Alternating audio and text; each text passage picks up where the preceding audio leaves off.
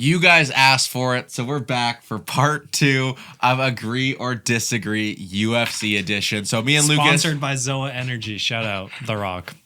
we got our whiteboards. We're writing Agree or Disagree. Same thing as last time. We got even more takes, hot takes, calm takes, little medium takes. So we'll see how it goes. Lucas, let's read that first take. All right. Arman Sarukian deserves another immediate title shot after pulling out of UFC 311. You got to write faster, my friend.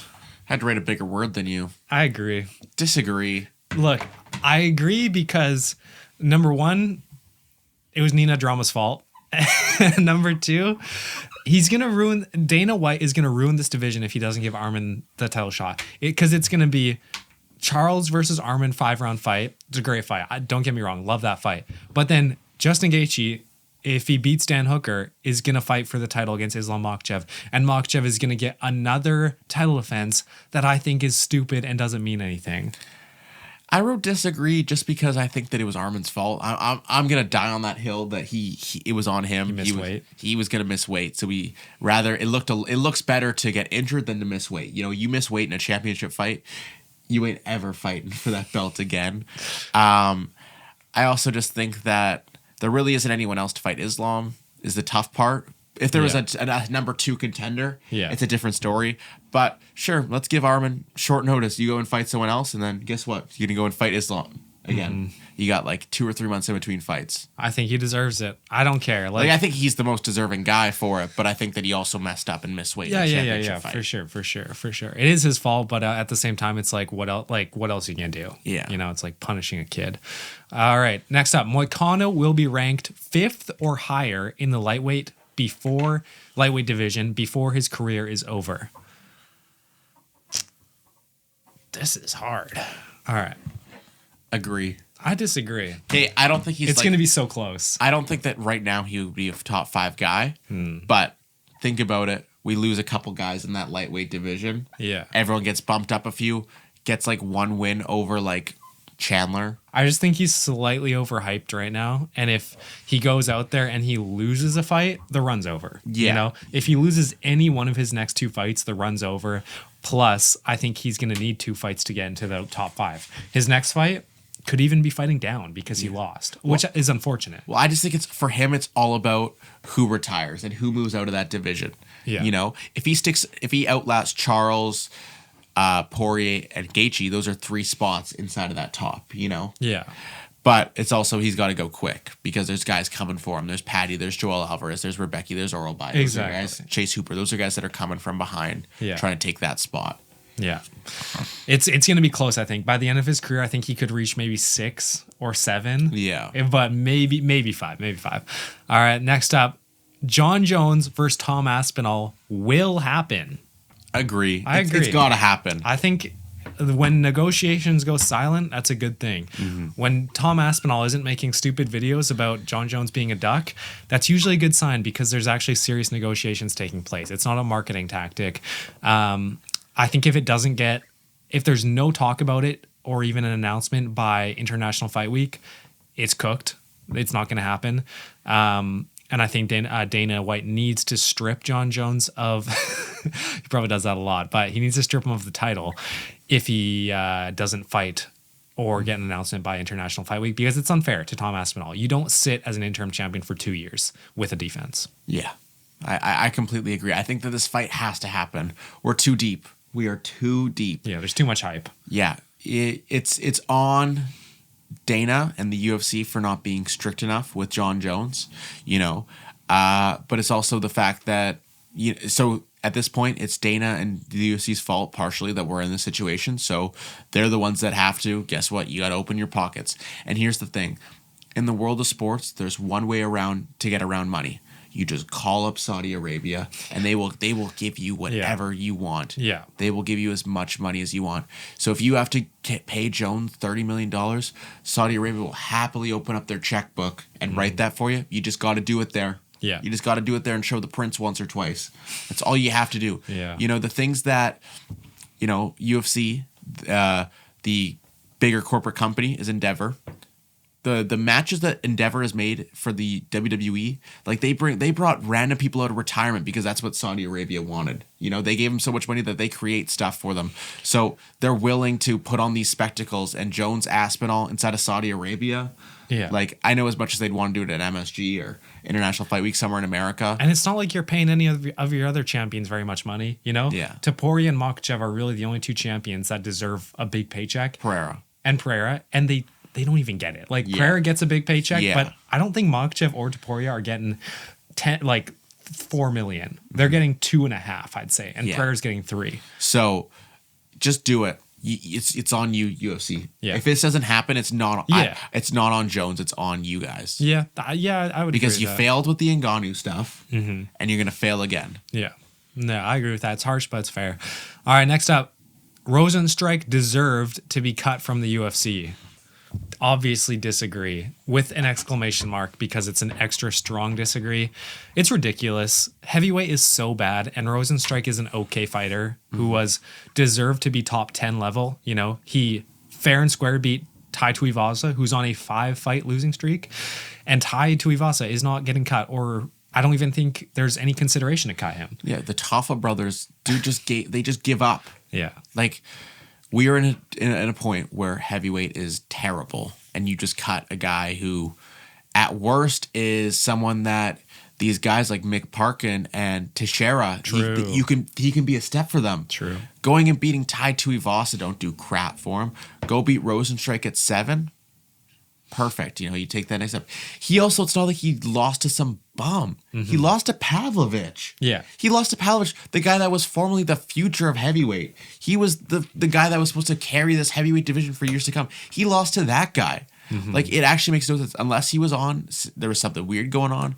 He was on a big contract, maybe. I don't know. But it makes no sense because, yeah, we're at a point where a guy like Tai Tuivasa is still ranked on a 5-fight losing streak. Yeah, it's bizarre. And heavyweight is terrible. There must have been something behind the scenes that we don't know, because you don't just cut a guy like that for no reason. I wonder if it was a Mokaev situation where he was hard to matchmake, but it doesn't seem like it, you know? He took Pavlovich. He seems very nice. Yeah, the way that he went out about it, too, it's like, I don't know. We don't know the full story. And I doubt that he's asking for a big paycheck. He's from Suriname. Like, yeah.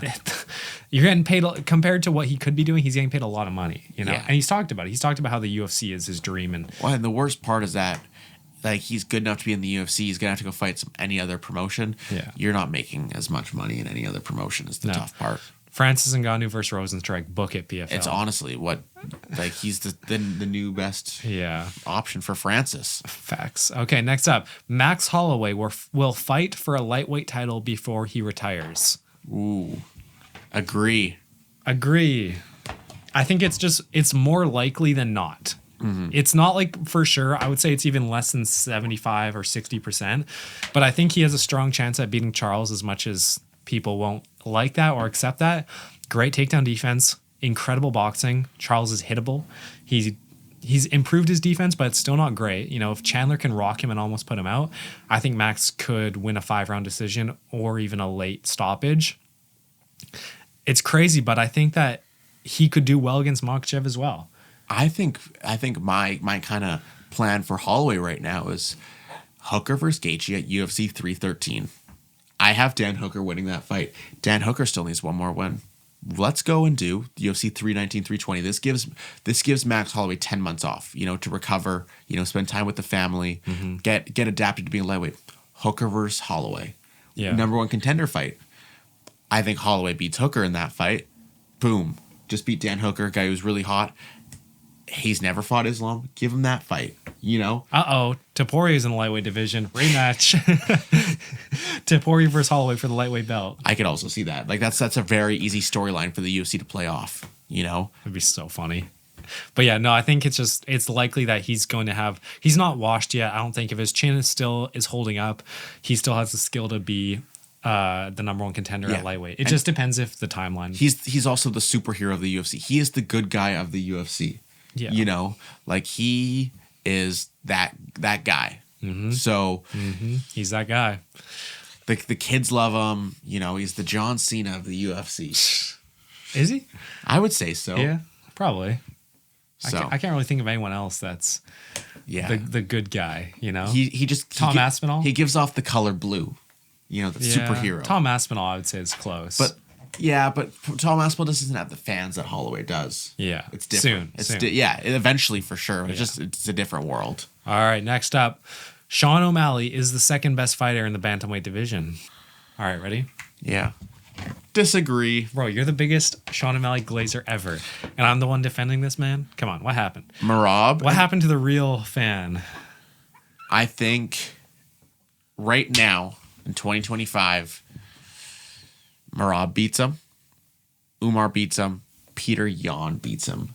Dude, what happened to you glazing Sean O'Malley? I still think Sean O'Malley is great. Off, I still think Sean O'Malley is great. But I think you have Peter Yan, who is as hot as he's been in a while.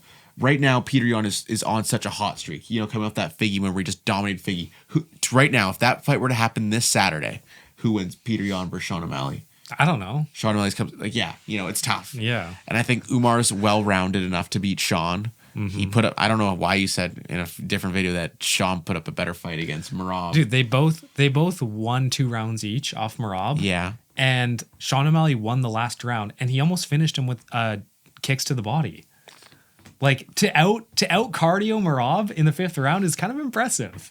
That's true. You know what I mean? That's the thing that's kind of the point I was getting on in the other video if you guys watched that one.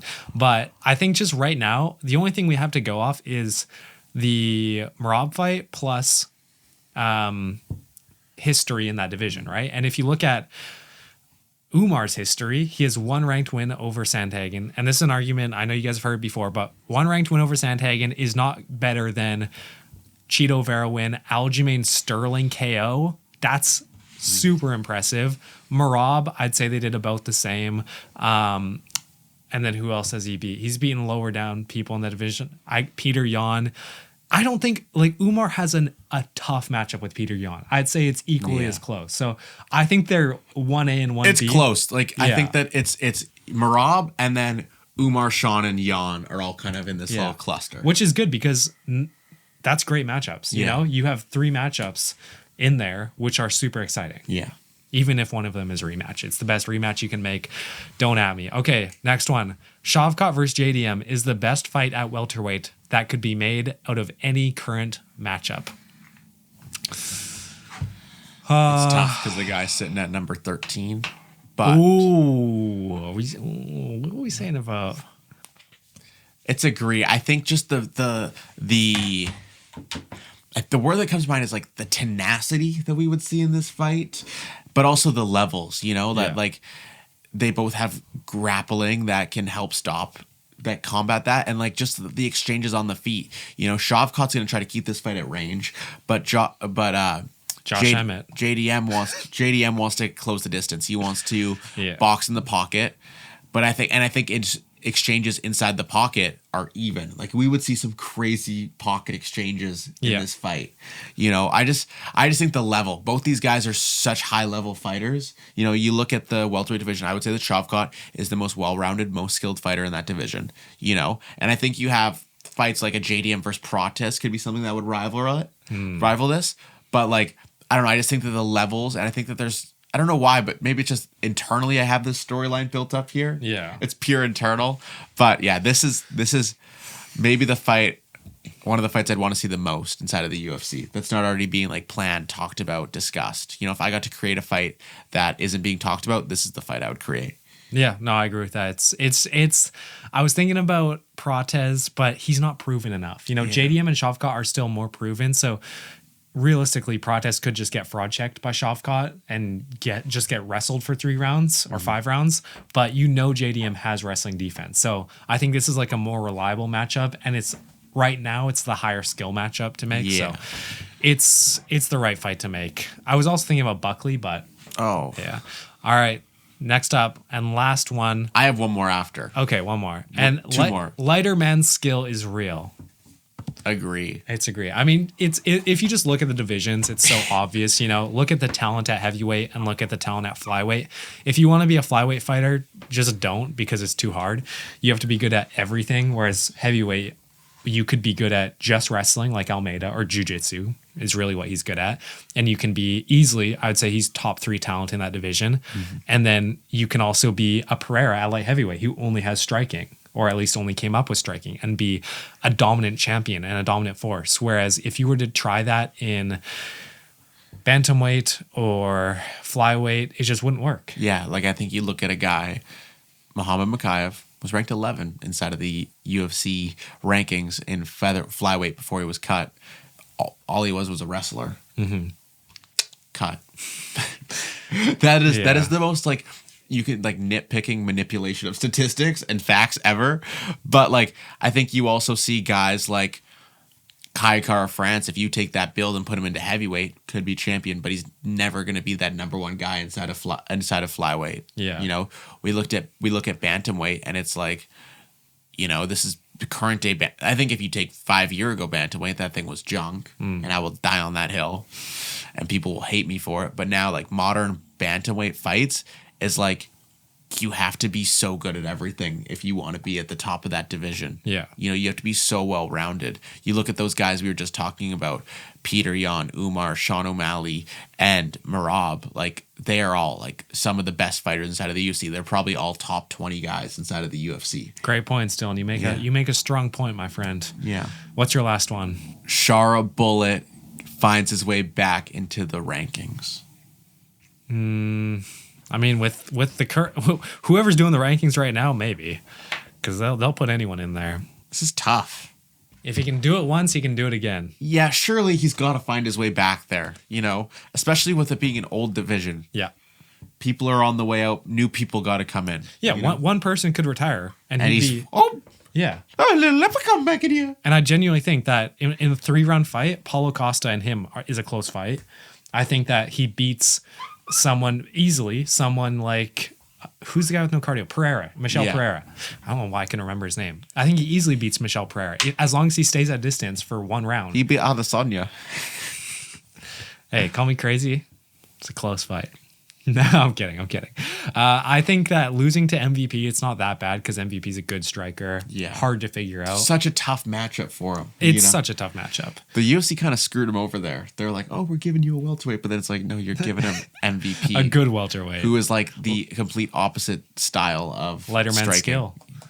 Lighter man skill. It's real, guys. Trust me. Yeah, I mean, match him up with a Kevin Holland at middleweight. He'll beat him and get ranked for no reason. Like, it's just a big name like that is more likely to get ranked than a nobody. Yeah. So I think he'll get ranked again. Yeah. All right, that's going to do it for us today. Make sure you guys go down to those comments. Give us takes so that we can do this video again. We have so much fun with this type of video. We love interacting with you. We love getting you guys involved inside of our videos. So go put down takes or whatever you want down in the comments. Oh, he just dotted me. While you're down there, make sure you guys are liking and subscribing. And we'll see you guys next time. Peace. See ya.